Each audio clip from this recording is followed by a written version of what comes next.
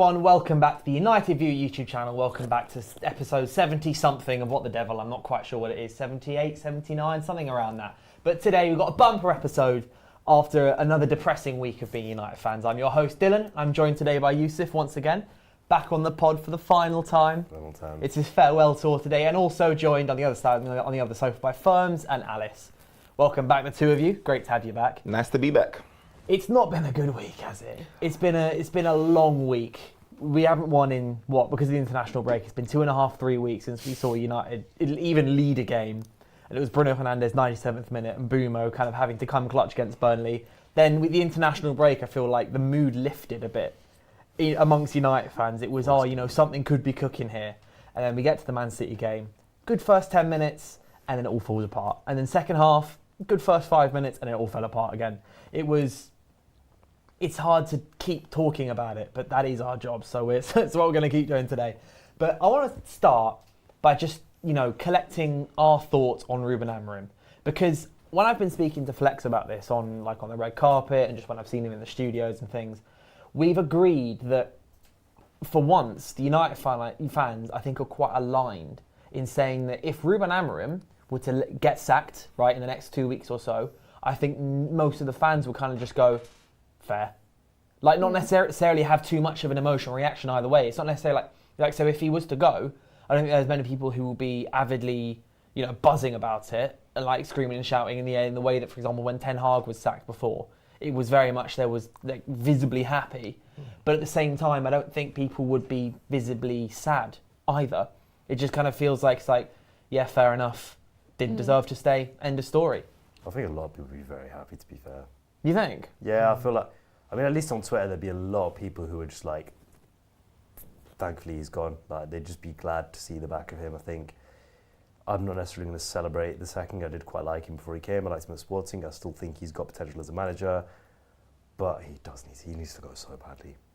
But this is what I mean in terms of it's not I feel like if he was to get sacked, people are kind of just oh well, it's not worked out. He wasn't good enough for the job. But I don't think it's there's not the same level of anti-Amorim-ness that there has been, especially in the stadium, I think, as well. The people in the stadium are just going to be oh, that's unfortunate.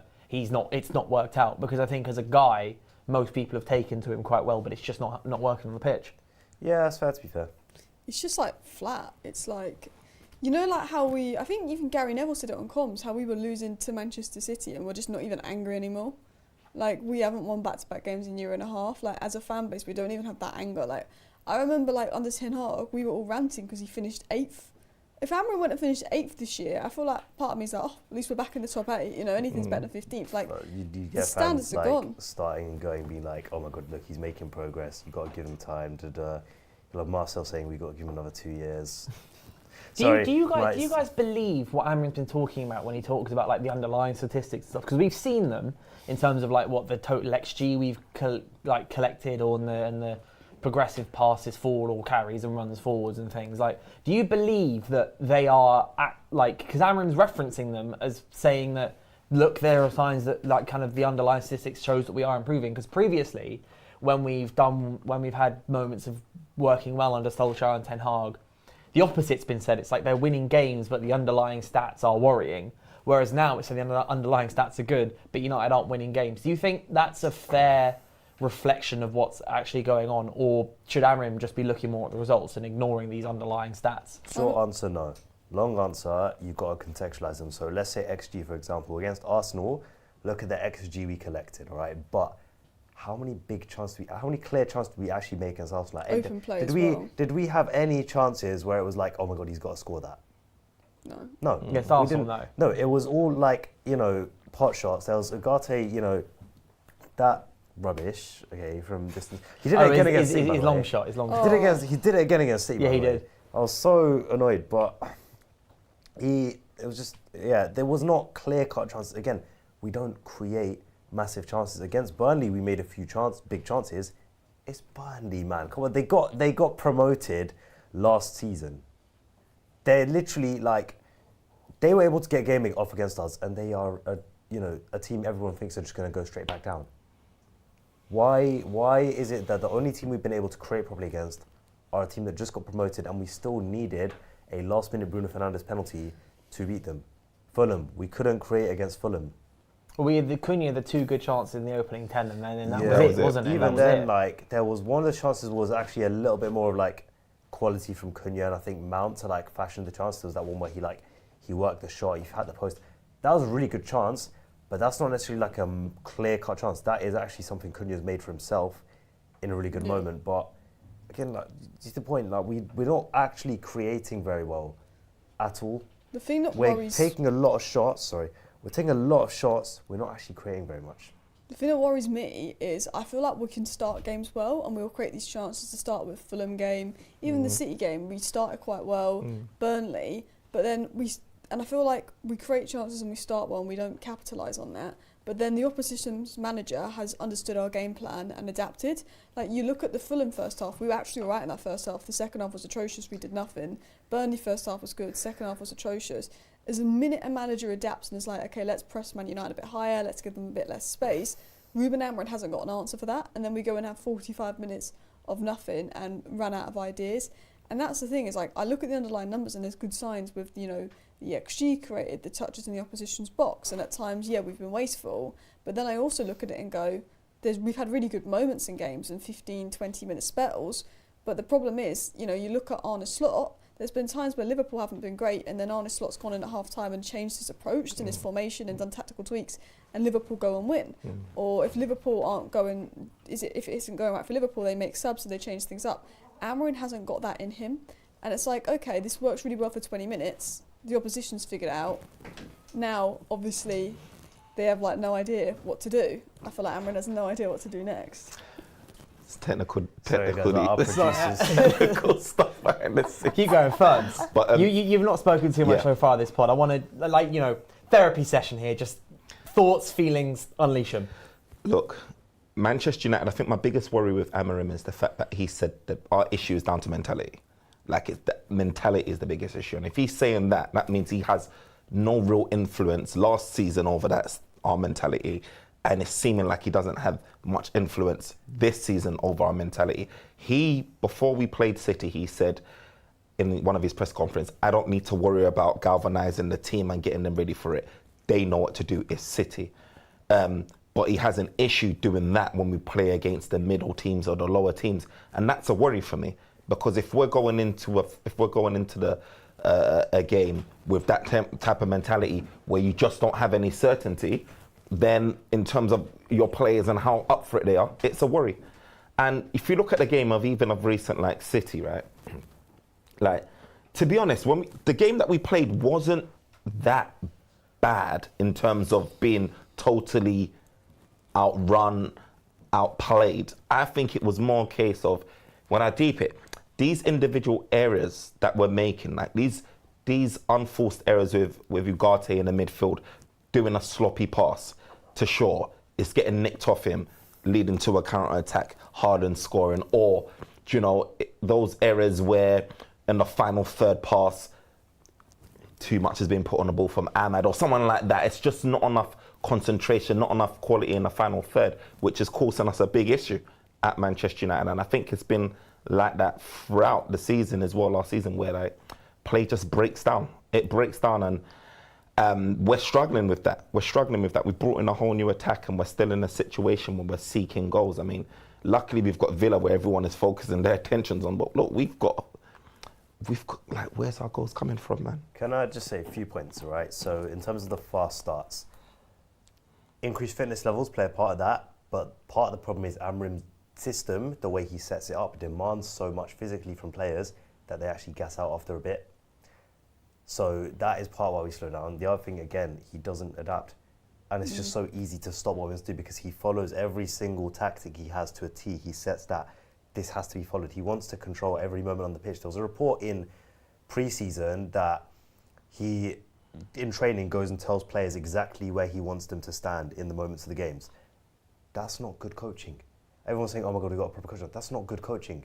You don't want to control players. It's not FIFA. They're not like robots, right? You do not want to control players to that level. That's psychotic. Do you think that had a part to play with what goal was it? The Foden, first goal. No, that was just Shaw losing, is like switching off and losing his hand. Do you know? I think that was actually started from Ugarte. Is Doku's in his blind side. It's quite poor. He doesn't like block the pass well. Then Dok gets in. To be honest with Shaw, right? It's bad, but that is a really good bit of skill. I can't blame him too much. I feel like Ugarte couldn't, Not Doku, not the Doku ones. You know when the cross came into the box and we had Haaland and we had Foden literally in our own island and we had like 6 or 7 guys in our box. And that's poor. Fernandes doesn't track his man. Do you remember that one? Fernandes is like, he's a 10. Why are you playing him in a position where he has to track his man into the box? I think it's so ironic that the biggest issue with Bruno Fernandes playing in the 6 is solved by Kobbie Mainoo playing there instead. This is the one thing that I find so mad about it all, is that Ruben Amorim, the main reason he wants Bruno Fernandes to play deeper is due to progression, right? He wants someone who can have the ball and progress the ball forwards. But against City, I kept watching it. It was Bruno Fernandes would have the ball deep, and Bruno Fernandes' way of progression, Bruno Fernandes, is about speed and kind of hitting people quick and where it hurts. So Bruno Fernandes passes. That's how he progresses players. He passes, meaning that you've got the front 3 and Bruno behind them. So when Bruno passes forwards, one of that front 3 has to stay where they are or come in or like drop a little bit to receive that ball, turn and keep going, which meant that you ended up having City's back 4 and Rodri against one player with the ball, let's say that's Mbeumo or Šeško or Amad, who have to turn around and then keep attacking, and it's 2 against 4. And I'm like, whereas Kobbie Mainoo, and we saw it in the second half when he gets the ball and he had Pep Guardiola literally hands on head, what Kobbie Mainoo's dribbling, is what Mainoo does, how he progresses, is he runs with the ball forwards.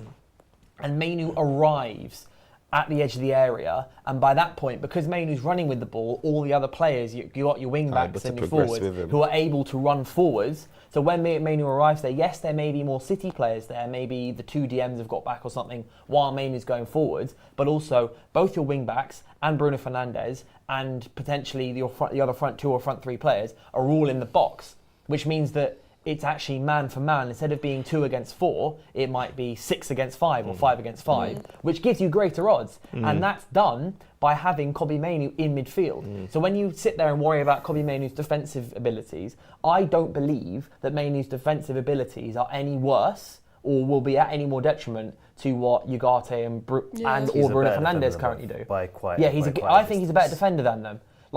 He can, because he's much more of a box-to-box player. Casemiro is the one where I can maybe say, if you want someone to sit there and defend, I'd trust him over the other 3. Yeah. But if you want someone who's doing both, it already is Kobbie Mainoo. And he's so blinded to it. One super chat quickly, Eminem said, just on the stats thing.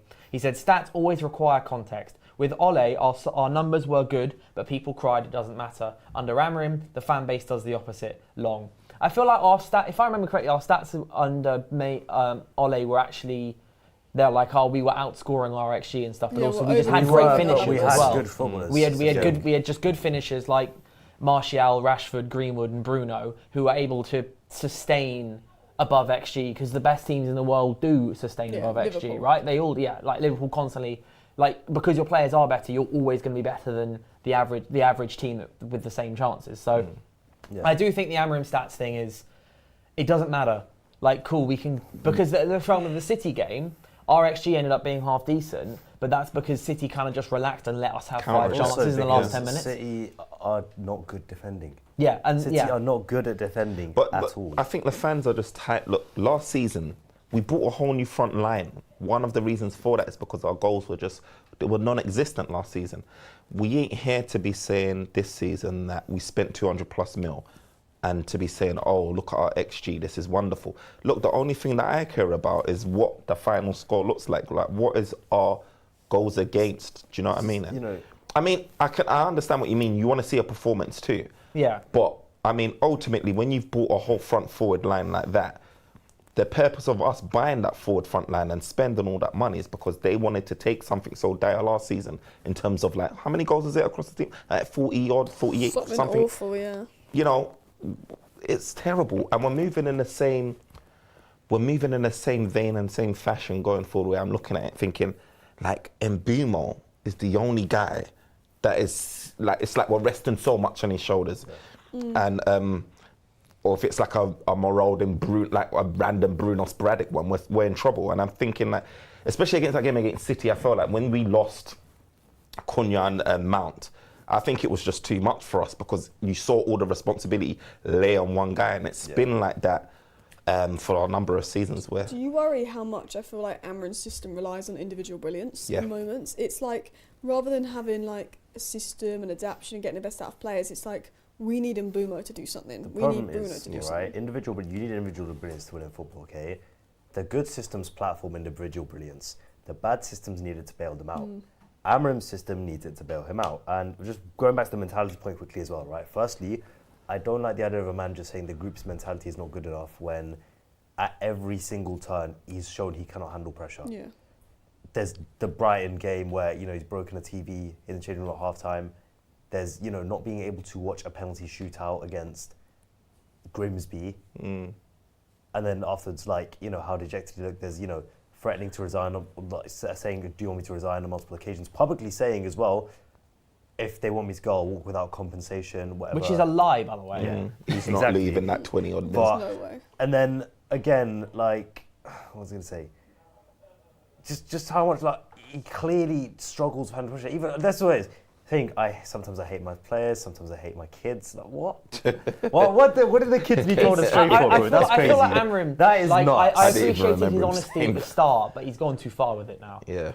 Just don't say some things. Some of his honesty, it was refreshing initially, but it just feels like now it's getting a little tedious. I almost want you to be a little more disguised, withhold a little bit more. Don't speak. I know, when he gets all the Kobbie Mainoo stuff from a couple of weeks back.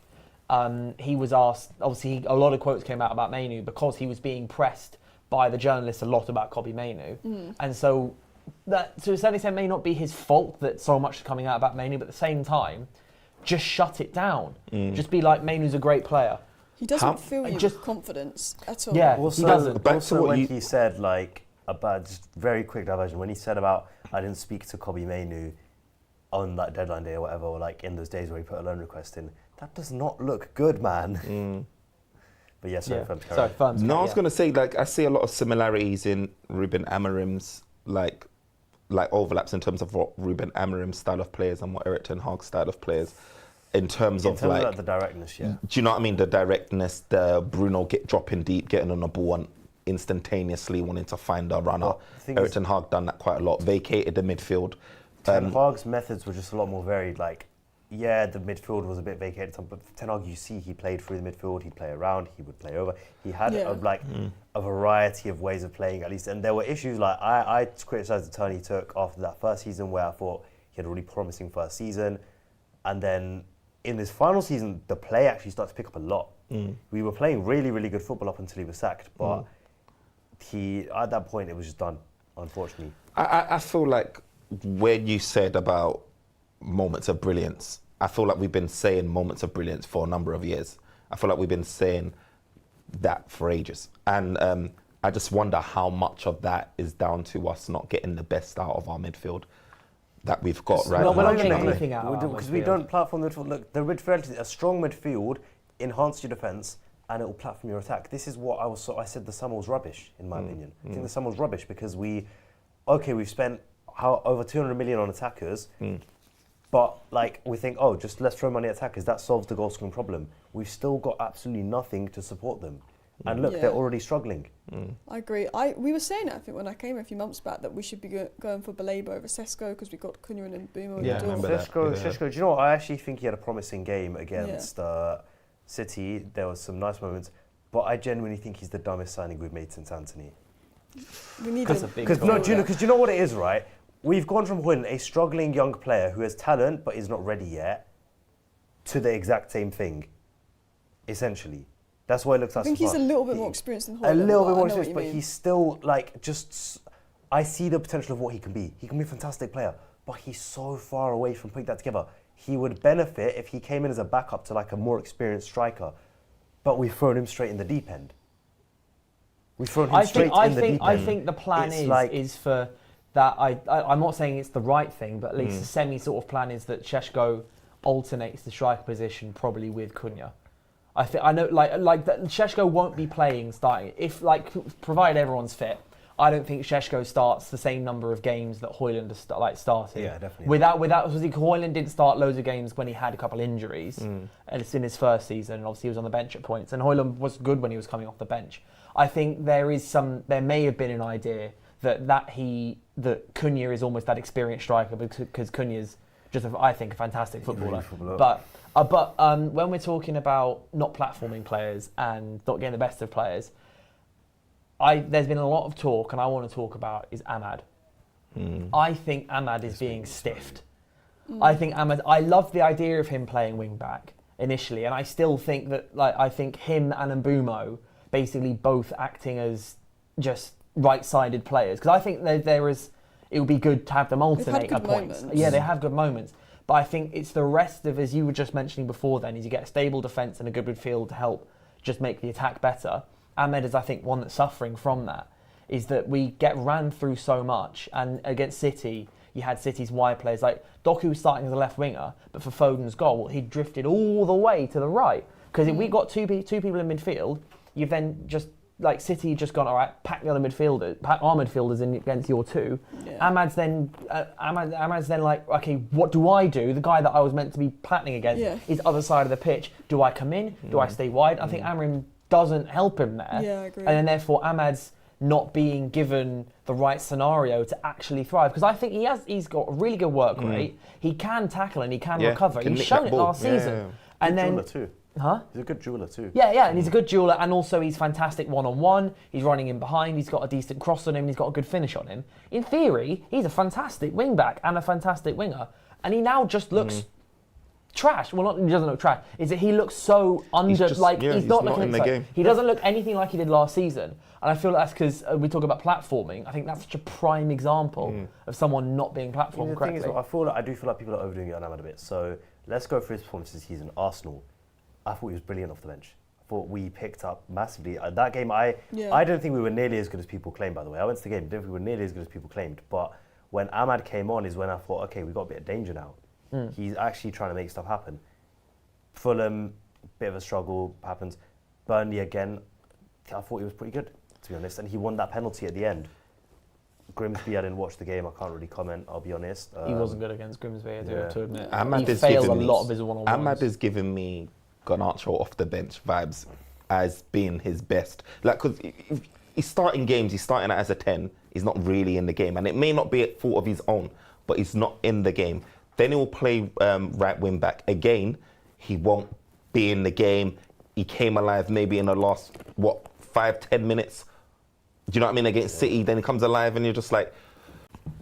But when you bring him off the bench, all of a sudden, he's lifting the team. I think there is a thing that him and Mbeumo do clash a little bit. It is an awkward fit. I think they're just two players that need to learn how to play with each other, which is fine, because one of them's a new signing, another one's playing in a new position. But it's just... It is a bit of a weird one, I'll be honest. And but yeah, I think it's being overdone, to be honest. Not the best game against City. But then again, he came alive at the end. Like, he's still... I think of all the people we should be focusing on, Amad's not really one of them. Yeah, he is one of them. I said it about Mainoo, and I'm going to say it about Amad now. But he's one of them. I mean, in the sense of, like, with the people... There's players in this team who are not good enough, right? There are players that are not performing well enough, okay, like, just to be at Man United. I don't think Amad is one of that. We're giving Amad too much focus when he's actually still one of our better players. What issue for me is how often are we getting Patrick Dorgu in situations to deliver the final ball? And how often are we getting Amad in situations high and wide? Okay? If you want to play this, back five or whatever, with one wing back and one winger, right? What you want to do, you want the full back to drop a bit deeper and the winger to play a bit higher. So you build up on this side, right, through your full back, combine whatever, that's what Dorgu's good at. Then you switch it over and you find Amad high, wide, 1v1, dangerous positions. And Mbeumo's here. Those two can work together. Cunha can peel around, attack the box, whatever, right?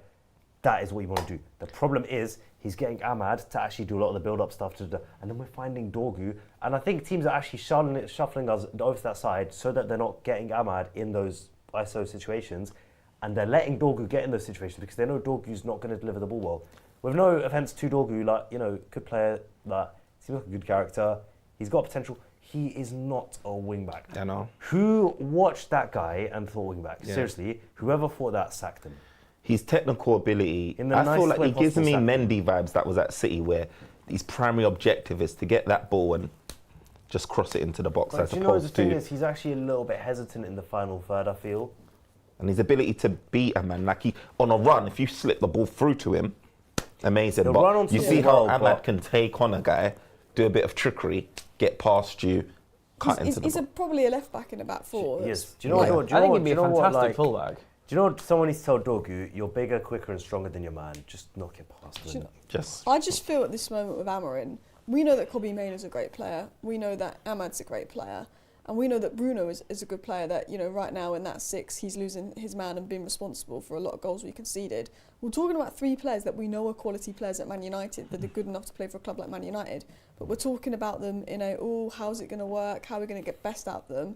And the one thing it all has in common is the manager and how the manager uses them. Yeah. I just sitting here right now and I hate this cycle of sacking managers and spending money and look, there's not great replacements out there. But Amorim is saying in interviews, I'm not going to change. He's blaming player mentality. He's like looking at everyone but himself. He's had a 31 game sample size. West Ham have picked up more points since Ruben Amorim's come in the door than Man Actually, United. let me put a stat out, right? The Premier League table of teams that have been in the Premier League the entire time Amorim's been here, so basically not including the relegated teams from last season or the promoted We're teams, bottom. we are bottom. Joint bottom. Goal I think. difference. Tottenham have got a slightly better goal difference than us. We have been the worst team in the Premier League. It won't practically, change. since Amorim, but he won't change. He, believe in this so much. What is there to back? Look, Seriously. Jose Mourinho put it so perfectly. It's like, I can't remember what the exact quote was, but it was effectively, if you're willing to die for your idea, you're stupid because you've died. It's basically along the lines of what he didn't say about Amorim specifically, but this is what he's saying in the last couple of weeks. It's like, kind of, yeah, you can like die changing or whatever, but if you die but keeping to your idea, then like the idea was stupid because it killed you. I don't know why he doesn't change to 4 at the back, because when Neither he do I. first played, I don't. he was Even 4 at on- the back manager, didn't get results. Even went to 5 at the 110. back. Yeah. You can try a 110, you can try 4 at the back. I'm going to say, I 43-1. don't care that much about the back 3 necessarily. I do. prefer the back 4. I don't care that much about it necessarily. It's his implementation of it. That's Yeah. I think so. So I was saying this off cam as well. I feel like the instruction that he's given to these players, you can make a 3 at the back system work. Like we've seen it happen before. No, but we haven't seen it happen in an elite team in the Premier League since Tuchel. Because every single, because a back 3, back 5, whatever, the only other team that does it even semi-well, you'd think, oh, who's the best back 3 team? You point to Crystal Palace. But where do they finish? 12. 12. This is what Nick was saying earlier when we were speaking off camera. It's like, even though you praise Oliver Glasner for, he's got back 3 and they're doing really well. But even then, they're finishing 12th. Like, it's not like they're pushing for European places or anything. They got their Europe because they did so well in the FA Cup, and it works when you're an inferior team. Back 3 seems to work as an inferior team when you've got players like Munoz and stuff, who is like such a quintessential wing back. Whereas Amad's obviously more of an attacking player, and Dorgu is a powerful and fullback. also, Effectively. Glasner doesn't neglect his midfield. Yeah, I and think Watson's been that platformed brilliantly. is more my point. If this Sustainable. is because with Amorim, he wants to overload, and he's vacating his midfield, and we're getting caught on counter attacks, where at times you'll have Maguire as your last man, running back trying to chase down Marauding Haaland. It's not gonna work. Manchester, I don't remember Wolves midfield being so vacated when they played the system. Nor do I remember Glasner's midfield being vacated when we played the system, or any other manager who's played the system's midfield being vacated Because like he us. completely ignores midfield. And that's a worry, because it's like you've got midfielders in there. You've got your Mainoo. We've been talking about Mainoo. Mainoo, his cameo was amazing. That was the You've best got player. 3 It's very amazing. good players in Casemiro, Mainoo, and Fernandes. Right, 3 very good midfielders. In my opinion, the most balanced pairing is Casemiro and Mainoo, and I prefer Fernandes to be higher. But you have got quality there, right? that midfield 3, by the way, as a 3, is also really, really good. Yeah, it's really good. Like, the It's only a great question is midfield. his legs, but Yeah. it's still good. If you've got 3 of them, they don't need to cover as much ground as Yeah, 2. and obviously, Yusuf, you're talking about Mainoo and everything.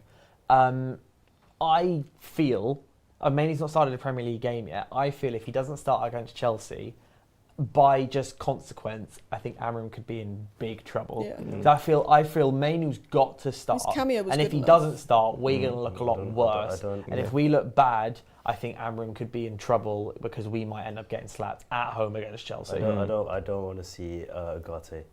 I know you don't. I think anyone does. Yeah, I don't think anyone does. He shouldn't start. Like, I just look at Mainoo's cameo, what Guy did versus City. Mainoo was better. If you're going off performance, you pick Mainoo. But it's like, you know, how Ten Hag wouldn't pick Amad. It's like with Amorim, he won't pick Mainoo. And I actually think it's what's costing Ten him a Hag bit. wasn't. Yeah, I'm going to say Ten Hag with Amad wasn't even as bad as this. So Ten Hag at least played Amad for a bit. He was Yeah. bad with Amad, very very bad with Amad, but he at least played him for a bit. Amorim is literally ignoring Mainoo. And like that fixes one of our biggest issues, which is build up centrally, someone that can carry the ball. Like if our midfield was amazing and it wasn't the issue, you could maybe get behind it a bit more. But when the midfield is the biggest issue, and he's ignoring the guy that solves some of those issues, not all, I do sit there and I do look at the manager and I do think, I don't know what to say because this is an issue. This guy could help this issue, and yeah. Yeah, I just like the Mainoo stuff is. I remember saying earlier on, I wasn't worried about Mainoo because Mainoo's good enough to get in the team, but I didn't realise just how.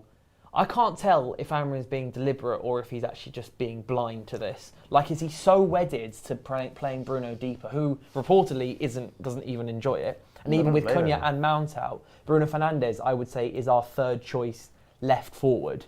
Yeah. Like in the pecking order.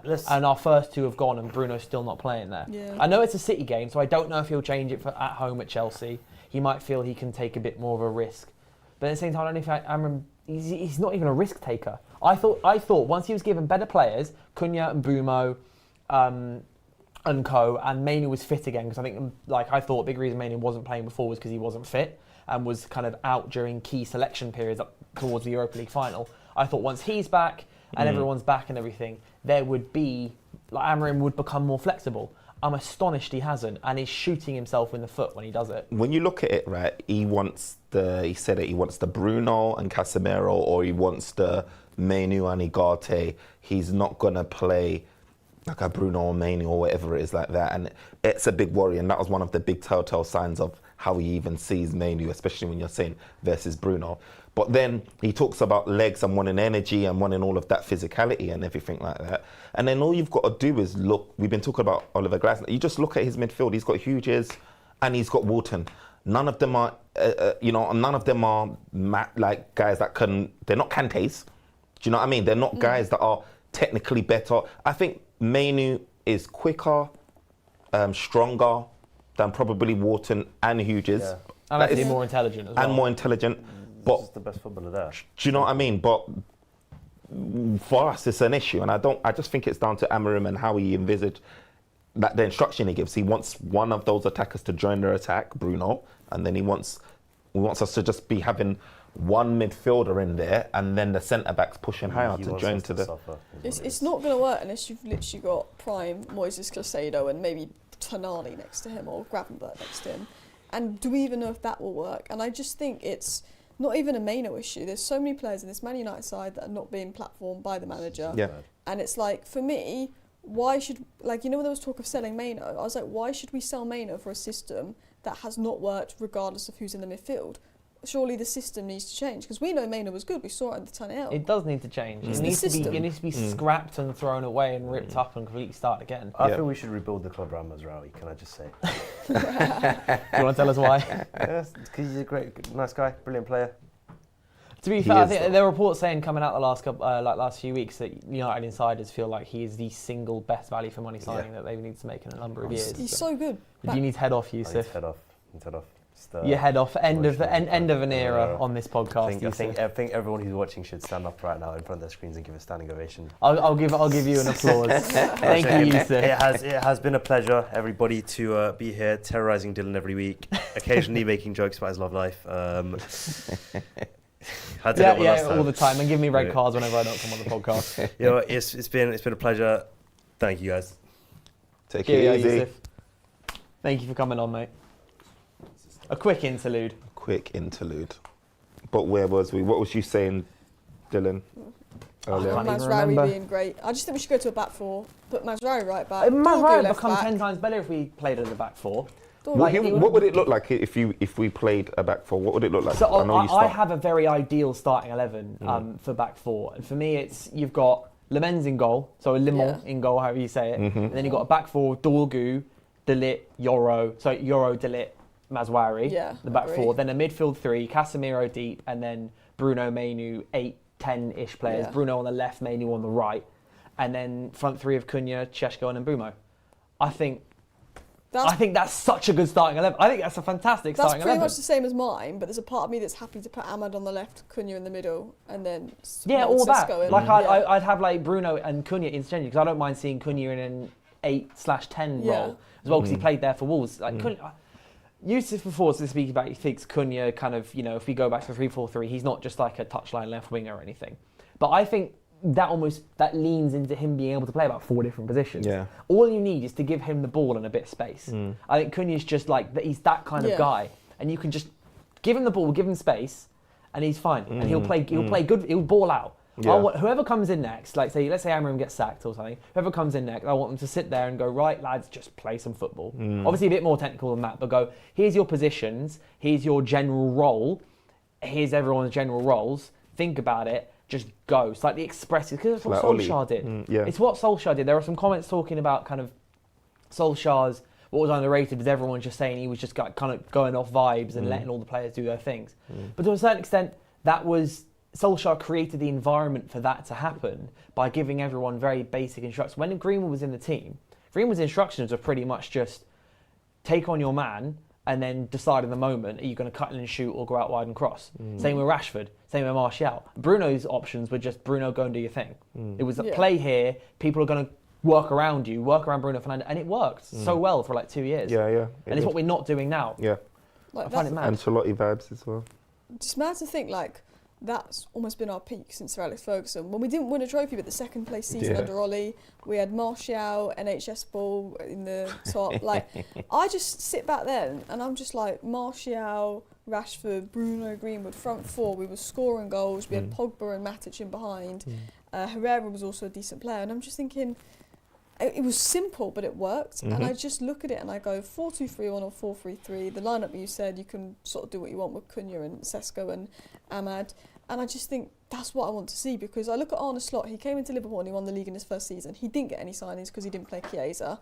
But what he did is he looked at Liverpool and went, I didn't get my DM, but look, Gravenberch could do a job there. And he went and looked at all of his players, understood the profile of his players, and played to get the best out of his players and won the league. Thomas Frank is doing that at Tottenham Hotspur right now. He can't implement his way. Thomas Frank had a worse transfer window than Amorim. Like, Xavi Simons is great, Kudus is great, but all the others are like, you know, Palinha on loan for a bit. Thomas Frank is thinking, you know what, how can I get the best out of the current players I have? Eric Ten Hag lost his first 2 games at Man United, 2-1 to Brighton and 4-0 to Brentford. He then went, you know what, I'm just going to adapt to get the best out of the players that I have. And we ended Rashford scored 30 goals. Yeah, and we came third, and we won a trophy. And I just think if your system's not working, you've a 31 game sample size where you're bottom of the Premier League, that is you, that is your system. Change it or you get sacked. That's just my mindset. Look how good Jed Spence, you were talking about Spurs, look how good Jed Spence has been. Yeah. Jed Spence was out of the team and everyone was like, oh, you signed Jed Spence and he's not playing, he's with Rolando and Postecoglou. He's come out, like I was speaking with this with Abby yesterday. Abby's like, Jed Spence is a new signing, a new player completely, because Frank's worked out how to use him and gone, all right, he slots in perfectly there with the rest of the team at left back. Sorted. They've now got a great left back. Yeah. It's dead easy. Van de Ven, by the way. Oh. Yeah, what player he is. I'd have him at Man United. Oh, I think man. Put any him team next would to have Euro and just go to sleep. Euro and Van de Ven would be an outrageous midfield. Defensive pairing. And just further on your point, Alice, about like the platforming and everything, it's what made Sir Alex Ferguson so good was that he was able to kind of, because Ferguson evolved loads over the time at United and the different styles he played, and, you know, making some players like Rooney change roles to get the best out of Ronaldo, and making and signing Tevez to complement all of that. And then also Pep Guardiola. Think about his initial City teams where he had the flying high wide wingers like Sterling and Sane. They don't have that anymore. They don't play that kind of football because he's changed up and he's switched up and he's kept going. And he's like changed the way that his centre backs kind of come in and drop out, and his full backs, and like he's changing a lot. Amorim, I feel like Ten Hag, the thing that ended up shooting him in the foot a bit in his second season was he tried one thing throughout the summer and then it didn't work and then he flipped back to some other. He made very drastic changes. Yeah. Whereas with Amorim, hilariously, that's probably what he should do and he's not. Yeah. Like Amorim should do what Ten Hag did a couple seasons back because it will benefit him. But with Ten Hag, it didn't benefit him when he did it at the time. I just think it's just the fact that all the managers are making the decisions that the other manager should have made. Yeah. Like always. And it disables us because your in-game management is going to be flawed. There's only a certain extent you can do. Now, when you talk about Amorim making like-for-like subs and, you know, bringing on Maguire, you know, when you need a goal, he's bringing on Maguire, taking off centre-back. It's like, these are all limiting things of a coach to get Man United back in the game. When we're going into half-time talks, I don't know what Amorim is saying other than trying to build the mentality. Like, I don't know what he's trying. I've been hearing whispers and rumours. There's been talks about leaks, and I'm just thinking, when that starts, when players are saying that they're not really bought into the style, like You can't even blame the players this time. Like, normally I'm fed up with the leaks and the player fallout and all of that. Yeah. And or the players acting out again with the leaks. But I'm kind of like, well, look, if I was a player, this manager wouldn't feel with confidence. He comes out in press conferences, sometimes I hate my players or sometimes I want to quit. And then he says stuff like, I'm not going to change. Oh, and then he goes and blames the mentality. I love you, I hate you, I love you, I hate you. And then yeah. he's blaming it all on the players. And if I'm a player at Man United and I'm against the leaks and I'm against player power, but he's got rid of the bad eggs, he got rid of the player power. Like, I think we actually have a good dressing room for now. But if you're the players and he doesn't like you and he's blaming you for everything and he's blaming your mentality and you're thinking, you're someone like Kobbie Mainoo, you're sitting here thinking, well, I'm a good player. I was playing for England in a Euros final. I was scoring man of the winning match goals in the FA in Cup. the FA Cup final against Man City. Like, I would have no confidence in the manager as a player. And I'm someone that normally backs the managers over player power, and I'm changing my opinion. I don't think there's players. player power as we've previously discussed it. I don't think it's there. I think it's. I think Amorim's actually done a very good job of getting rid of that, and I think credit to him. His talent ID in terms of recruitment, who to bring in and who to get out, is 10 times that of Ten Hag's. Yeah, I think especially in terms of like finding the right personalities to bring in, like because Amorim said like a big part of the recruitment this summer was like Amorim holding like hours and hours of meetings with these players and understanding them and speaking to agents and family and people like to assess exactly who they are, and we've seen that I'd say particularly with Cunha. Yeah, I'm looking at Cunha going, that's our next captain. Apparently they did that with Semenyo, and Semenyo was quite close to joining. Well, Amorim reportedly loves Semenyo. And had dinner with him, apparently. Yeah. And that would have been great, because I think when I look at next season, on top of midfield, I think the one area we lack is someone that's fast and direct to come off the bench or like make an impact. Not saying that Semenyo would start on the bench, but when you sell Rashford and Garnacho, we need a bit of pace. And I look at United and I think Baleba, Semenyo, Wharton, thank you very much.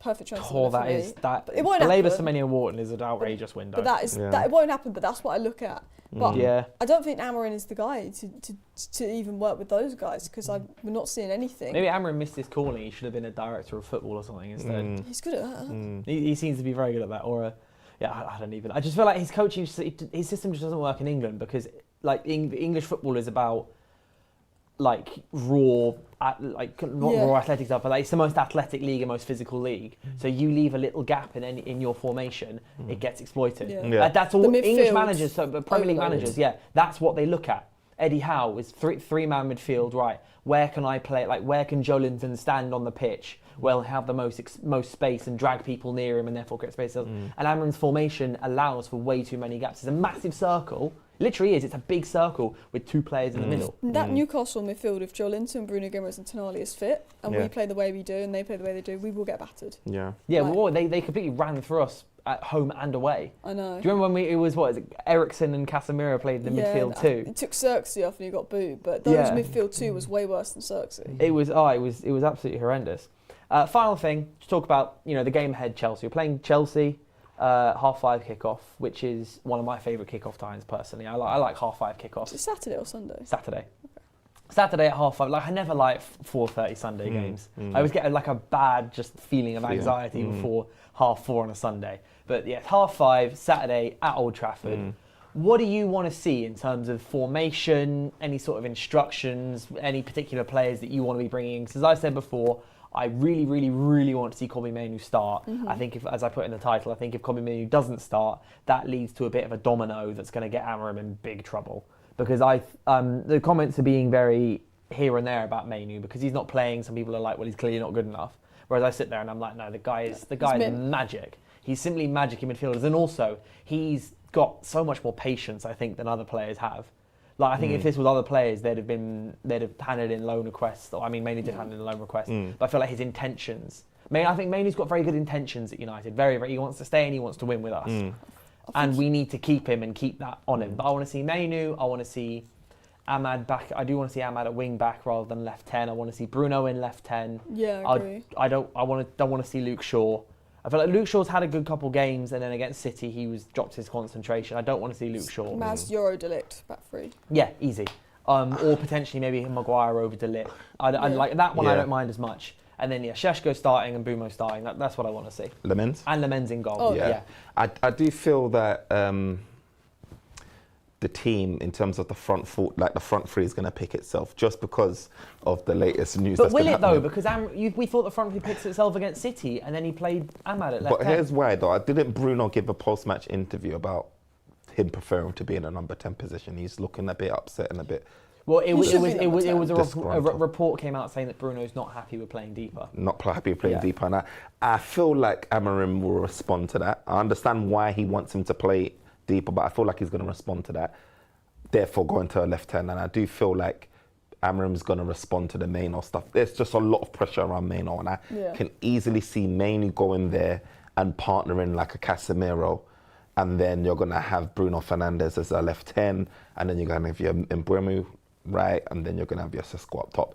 It's just the news is just geared towards that, and I would be very astonished if that doesn't happen. I just want to see good football. It's true. I ask that. I want to see, like, obviously what you mentioned, Bruno higher, Mainoo coming in, but I just want to see something that I could get behind, because Amorim has given me nothing to get behind, and even one game of just something to hold on to stop me going insane, because good football, patterns of play, scoring goals, I'd love to see that. You know, that's the most important thing, but I've lost belief this manager's going to turn it around. We'll get something against Chelsea.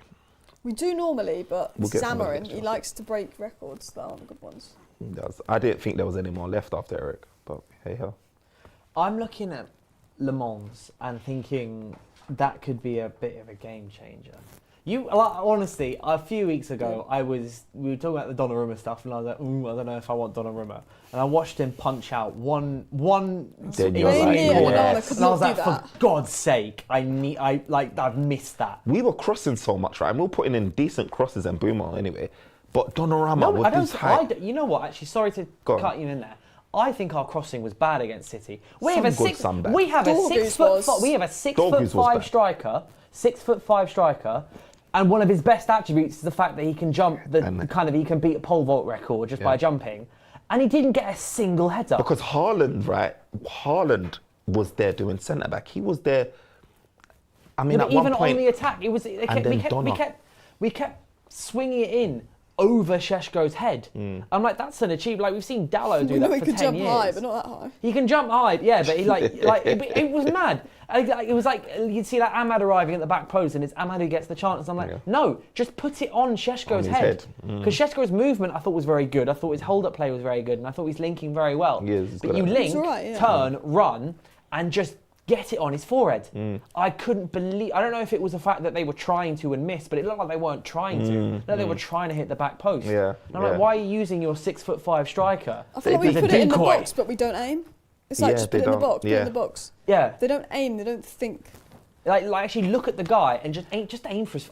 And were they doing that because they were trying to get it away from Donnarumma as far as possible? So then they're going a bit long. I don't know, but for me, I do feel like we got a guy that loves to cross in Mbeumo, and we got a guy that loves to score with the head. I think over the course of the season, we're going to just see. I hope so. We should see improvement. Like, I believe with time we'll see improvement, but I do think the manager has got to adapt and change if we want to see a big improvement, and that's. Yeah. He won't do it. He won't do it.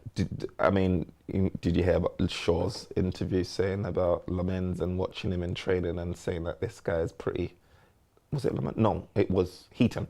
Well, Shaw and Heaton. Heaton have both talked to be. They've both been asked about Le Mans, and they've both said he looks really sharp. Yeah, look really Like good. the guy- He Fundamental's can't be good. worse than Le Mans, what yeah, he won't be worse than Binder. I don't mind Binder as a bloke, right? He seems a good professional. He's just not good. But he's just not. He's so. I wouldn't even say he's bad. He's just so average. And Onana He's so bang average. is better than Bayindir, and Onana was. I mean, that Onana performance versus Grimsby is probably one of the worst performances I've seen in my life from a goalkeeper. But Onana is a better player than Bayindir. Yeah, I agree with that. Yeah, He went and got man of the match. Anana's kind of It's annoying. Anana's thing became almost like Hoyland's, where it was just like an inevitability that everyone was. They got to the point where they were just waiting for errors, which Yeah. then kind of compounded and His mentality.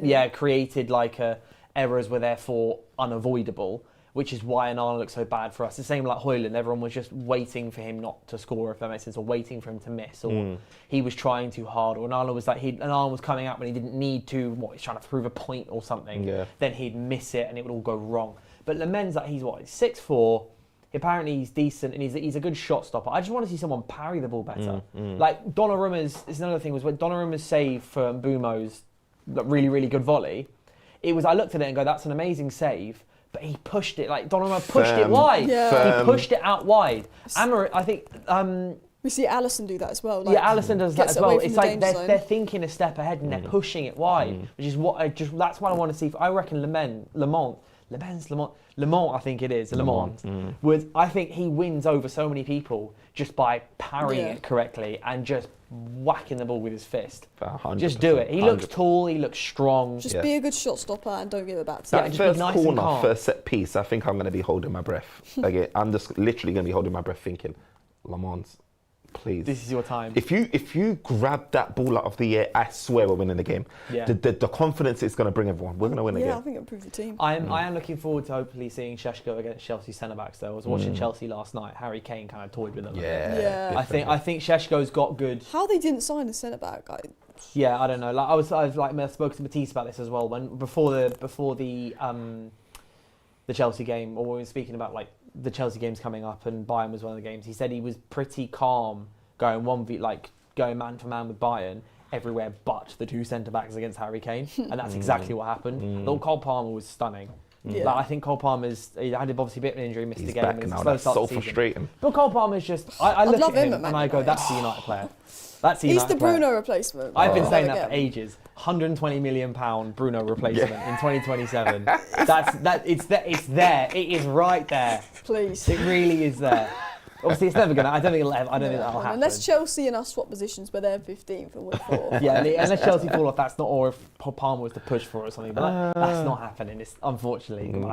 I love Palmer. I think he's quite funny. I think off the field, on the field, he's just beautiful footballer. Yeah. But I think Šeško has a very big opportunity here against those two centre backs. But wow, we need to actually give that opportunity to him. Yeah. We really need to give that to him. He's lucky Feed that him. Cunha and Mount, I mean, obviously Cunha's working his way back and Mount, I don't know when he's going to be back, but that's fortunate for him as well that those two players are out. So I feel like Šeško's going to be getting a lot of minutes to impact the Well, game. I'd say that's unfortunate because I think Šeško would be starting by now if Cunha was back. Mount would be out. I think Mount would be out of the team. And I think Šeško's unfortunate that Cunha's not there. I think Cunha's the kind of guy. I think as much as we talk about Mbumo's and his good crossing and Mbumo's output, I think Cunha's someone whose presence automatically makes a back line step back 5 yards, which would help Šeško. Yeah, it would. So I think Cunha's absence is a bit of a detriment to him. I mean, I was thinking from him just getting on the pitch because I'm still working out Amorim and whether he prefers like Mount as his like, if it was down to a fitness thing, or whether he truly just likes Cunha and Mbeumo and Mount being his front three as opposed to Šeško. I'm still trying to figure that out, and yeah, we'll Mount see. has been a miss, you know. He has been a Think miss. about it, he I has think he been a started miss. well, yeah. Yeah. But it happens every season as Mount plays 2 games and gets injured. That's what's It's so like 3 frustrating. seasons in a row it's happened now. The thing is, he's looked the best, I think, so far this Yeah. season in United. He had like 3-4 promising games injured. Yeah. He's been our best player. He's And I no don't cup even know player. what the injury is. There's been nothing about it. Yeah. Hopeless. Like, it didn't look bad because he got injured in the 15th minute of the game and then played another half an hour.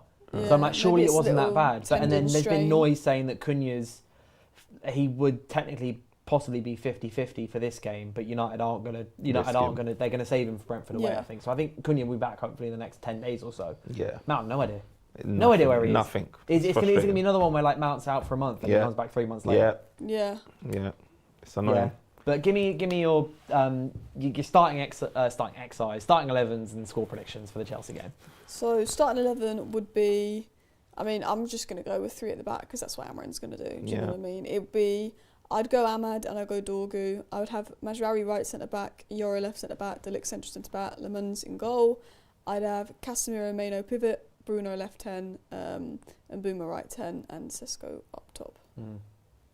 Mine's exactly like yours. Mine is also the same. It's exactly. And also, I think that's the starting 11 that's also really realistic, but that almost tells me that it's not happening. It's a good starting 11 and it just makes sense, and I feel like he's just not going to do it because it makes sense. Really? Yeah. What do you think he's going to do then?